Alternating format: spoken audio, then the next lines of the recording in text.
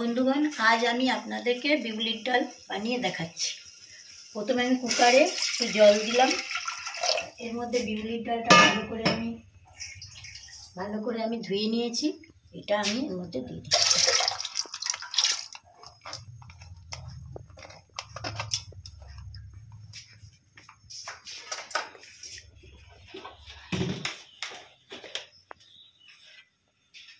একটু নুন দিয়ে দিলাম যাতে ডালটা ভালোভাবে সেদ্ধ হয়ে যায় তাড়াতাড়ি।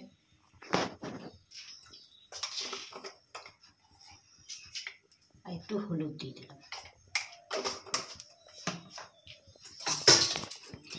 আমি কুকারে লাগিয়ে এটা 5-6টা সিটি লাগিয়ে নেবো, তারপরে আপনাদেরকে বাকিটা দেখাচ্ছি। আমি ডালটা আমার সেদ্ধ হয়ে গেছে। এবার আমি কড়াইয়ের মধ্যে সর্ষের তেল দিয়ে দিচ্ছি। এটা আমি সর্ষের তেলে বানাবো।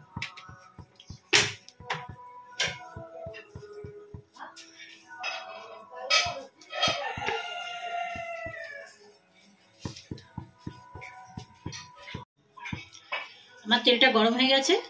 এর মধ্যে আমি আদা একটু বাটা ঘিষে নিয়েছি স্ট্যান্ডারে, আর একটু হিং, মৌরি, শুকনো লঙ্কা দুটো আর তেজপাতা ফোড়নে দিয়ে দিলাম।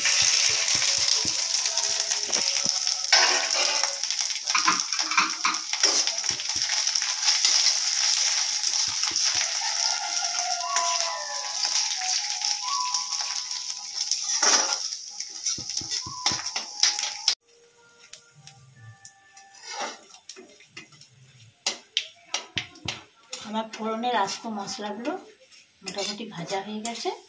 এবার আমি এই যে সেদ্ধ করে ডালটা রেখে দিয়েছি, কড়াইয়ের ডালটা, মানে বিউলির ডাল, কড়াইয়ের ডাল যাই কেউ কিছু নাম দিয়ে বলে, আমি এটা কড়াইয়ের মধ্যে দিয়ে দিচ্ছি।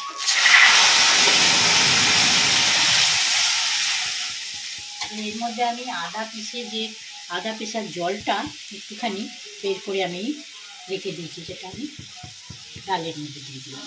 একটু খুব সুন্দর সেন্ট আসে।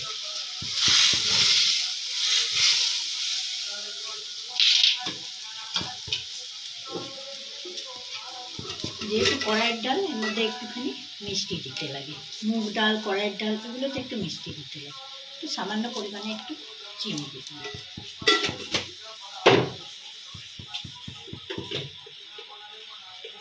মনে হচ্ছে নুন কম হবে, আর একটু নুন দিই।